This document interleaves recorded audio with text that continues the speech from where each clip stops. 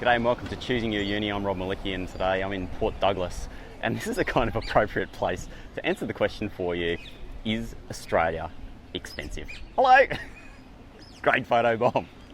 Let's go and have a walk around this exclusive part of Australia and answer this question for you. By the end of this video, you're going to understand whether or not Australia is or is not expensive. Well, back when I was growing up, Port Douglas was certainly regarded as one of the more exclusive places on the coast for people to come and spend time. So it was an enclave of the rich. This is where they came and took their resort holidays. But now, kind of walking around, it's got a very different vibe to it. It's actually well and truly on the backpacker trail too, heading out of Cairns and up towards Cape Tribulation. So not a bad place to come and spend a couple of days on your way through. So it's changed quite a bit. The thing that's a little bit surprising about Port Douglas is, maybe it's not surprising actually, it's got such a resort town feel to it. Like, very similar to other places you find in the world, a little bit like Bali maybe, or places in the US where you've got all these little tourist towns and the weather is warm and you've got all these bars and cafes.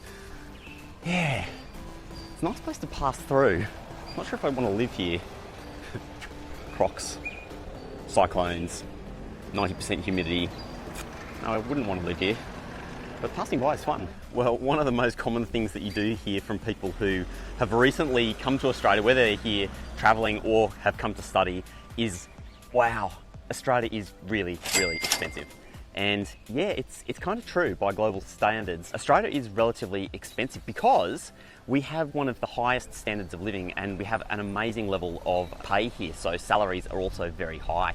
And so when you first come here and you go to rent an apartment or you go to the supermarket for the first time, it can be a little bit of a shock. But there are some things that you can do to help get around that shock and to sort of lessen that pain. We're going to talk a little bit about some of those things. So it looks like you're interested in studying in Australia. Well, I've created this playlist just for you. Not only are you going to find heaps of really great information that's going to help you on your journey, but I've filmed it all over Australia, so you're going to get to see some of the most beautiful and interesting places that this country has to offer. So check that out now. And hey, hang around, because at the end of this video, I've got something super special for you. But for now, let's get back to it.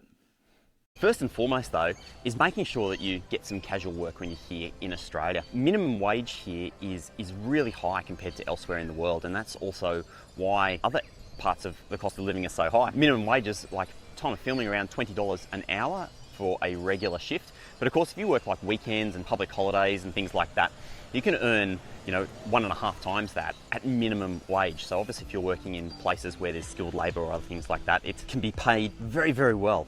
And so the first thing you want to do is make sure that you're actually earning some Australian dollars here, because straight away that like $4 cup of coffee doesn't look quite so bad when you're earning $20 or $30 an hour. The other reason that Australia is so expensive is that retail rent here is very, very high as well. So, the people that rent these retail spaces are paying astronomical sums to their landlords, much, much more than elsewhere in the world. And all of that has to be passed on to the end consumer, which is like you and me. So every shop that you go to, every supermarket, every cafe, they are all paying really high rents, and that really flows through into the cost of goods and services. Okay, we're going to go up the hill and we're going to check out the lighthouse and the view over Port Douglas. The next way that you can save a bit of money is by really considering carefully where exactly you want to go and study.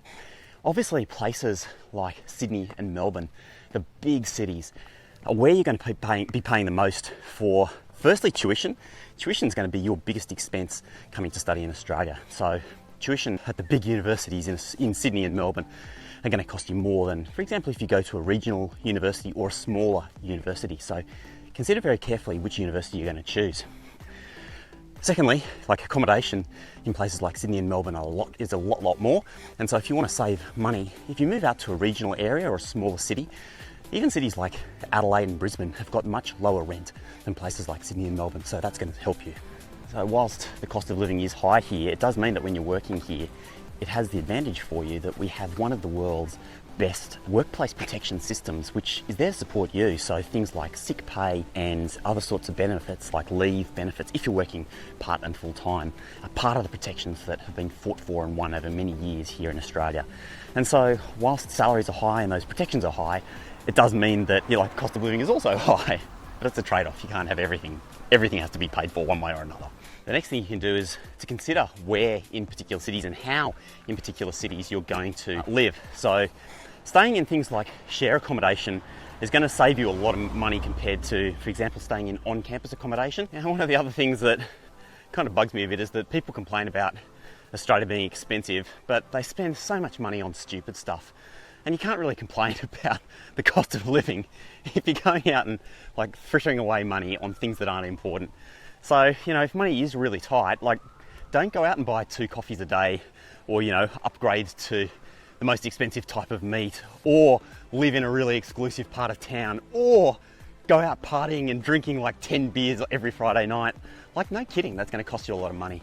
And you know what? Like, learning how to save and making the most of being able to save that money allows you to then come out and do amazing things like travel to different parts of Australia. So never feel bad about foregoing one little bit of luxury, because it is a luxury, knowing that you'll be able to turn those savings into better experiences downstream. The same can be said of the way you spend your time. You know, if you get home after uni and you've got 5 hours spare in the evening and all you do is play video games or kick back and watch Netflix, like, yeah, that's nice, and I understand that it's important to relax and that sort of thing, but those are hours that you can be working. You know, you can either be working on your assignments to get further ahead, which then opens you up windows of time during your holidays when you can work, or it allows you to get a casual job and actually be working and saving money. So, like, so often, you know, we're not realistic with ourselves, and we sort of say, oh, I've got no time and I've got no money and oh, this is so expensive, without pausing to actually realise that it's actually a choice in a lot of the cases. You know, we make easy choices where we're just like, oh, I'm just going to relax, instead of actually working hard and doing something that might save me some money or get me further ahead. So really double down on your mindset and your attitude and use that spare time to actually go out and do things that will earn you money or save you money. So at the end of all of that, yeah, Australia is pretty expensive, but sometimes I wonder if that's not the wrong question. And if not, the question should be, is it worth it?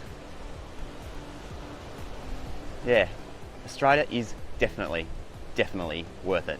You can go somewhere cheaper, but are you going to get an experience like this and a world-class university to boot? I'm not so sure. Expensive or worth the investment? It's your call.